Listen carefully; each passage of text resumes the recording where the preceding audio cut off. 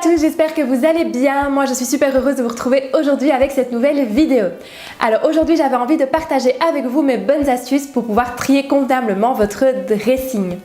Donc déjà, pourquoi trier son dressing? Tout simplement parce que pour moi c'est très important d'avoir un dressing bien rangé, bien en ordre, parce que ça permet vraiment de pouvoir visualiser ce qu'on a dans notre garde-robe, de pouvoir visualiser les bonnes pièces et du coup de gagner du temps le matin pour pouvoir construire ses tenues. Donc en effet, si votre dressing est complètement surchargé de pièces inutiles, les bonnes pièces elles sont un petit peu perdues dans la masse et donc du coup vous ne les voyez plus et c'est un petit peu plus compliqué pour construire ses tenues.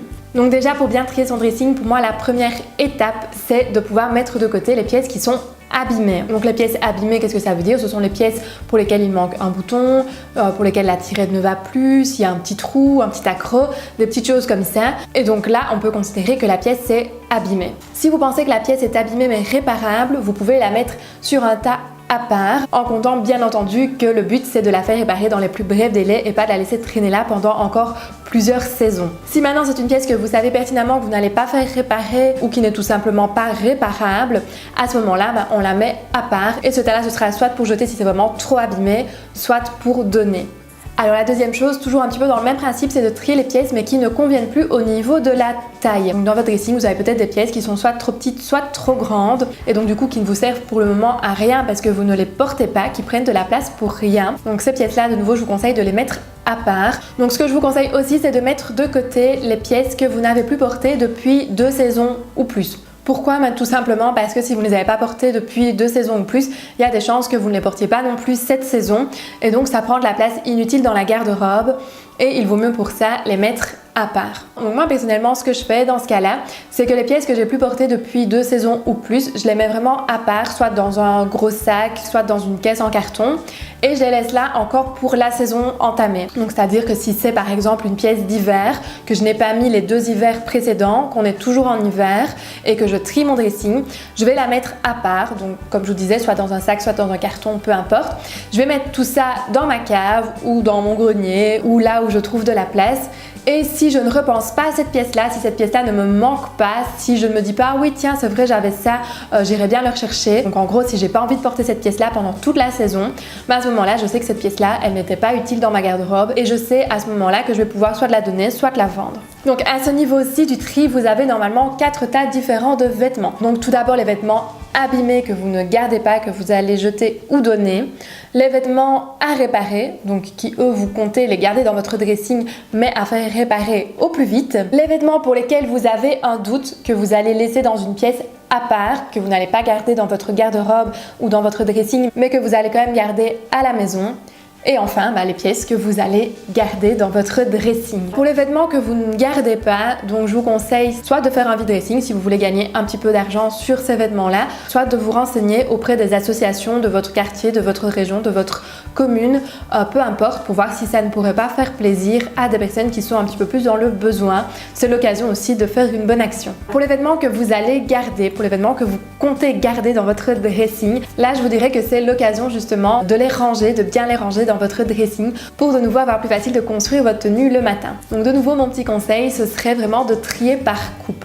Donc c'est-à-dire toutes les blouses fluides ensemble, tous les t-shirts ensemble, les robes ensemble, les pantalons ensemble, les jeans ensemble, les jupes, les robes, etc. Donc vous m'aurez compris, vraiment par catégorie. Si vous avez au sein de votre dressing des saisonnalités assez marquées, donc des vêtements que vous mettez uniquement en hiver, des vêtements que vous mettez uniquement en été, là aussi je vous conseille de faire un tri et si vous avez la possibilité, pourquoi pas faire une garde-robe en fonction de vos saisons. Donc c'est-à-dire que si vous n'avez pas assez de place pour mettre tous vos vêtements, je vous conseille par exemple, une fois que l'été arrive, de mettre tous vos vêtements hiver dans des caisses en plastique, type caisse en plastique Ikea par exemple, et de stocker ça dans un endroit de votre maison, bien au sec, bien à l'abri bien évidemment. Et ça va vous permettre comme ça de gagner un petit peu de place et d'avoir directement vos bons vêtements sous la main. Si maintenant vous n'avez pas spécialement de saisonnalité très marquée pour vos vêtements, à ce moment-là vous n'avez pas besoin de cette étape-là. Ce que je fais aussi personnellement, c'est que je trie mes vêtements par couleur. Pourquoi? Parce que ça permet vraiment d'avoir une meilleure vue d'ensemble. Donc ça me permet vraiment de pouvoir gagner du temps et de pouvoir assortir beaucoup plus facilement les tenues entre elles parce que directement j'ai une vue d'ensemble sur toutes mes blouses blanches, toutes mes blouses noires, toutes mes blouses colorées à motifs, etc. Et donc c'est beaucoup plus facile de nouveau pour construire sa tenue. Si vous avez la place et les moyens de le faire, je vous conseille aussi de faire la même chose pour les accessoires.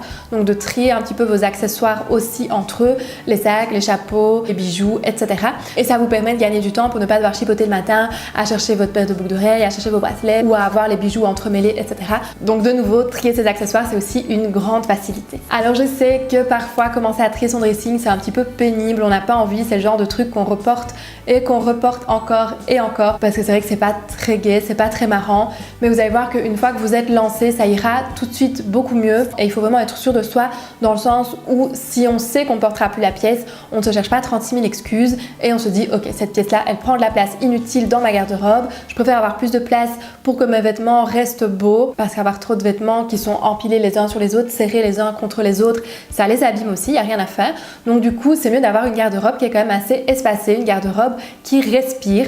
Donc du coup on se dit que c'est pour la bonne cause. Si on fait un tri à fond de notre garde-robe, c'est vraiment pour la bonne cause, pour garder les bons vêtements et pour que les bons vêtements soient à portée de main facilement et restent aussi en bon état. Donc voilà mes petits conseils pour pouvoir trier votre dressing, trier votre garde-robe. J'espère en tout cas que ça vous aura motivé, que ça vous aura boosté à trier votre dressing pour justement pouvoir un petit peu le redécouvrir et prendre plaisir le matin à choisir votre tenue. Si vous avez des questions, mais comme d'habitude, posez-les en commentaire. Pensez aussi à mettre le petit pouce bleu si la vidéo vous a plu, ça fait toujours plaisir et ça m'encourage à continuer. Et si vous voulez être sûr de voir la vidéo de la semaine prochaine, pensez à vous abonner. Je vous mets le petit bouton juste ici, il suffit de cliquer. Et je vous mets aussi le lien ici vers d'autres vidéos. Si vous n'avez pas encore eu l'occasion d'aller les visionner, c'est le moment. Moi je vous dis donc à la semaine prochaine pour une nouvelle vidéo et d'ici là je vous fais plein de bisous. Bye bye.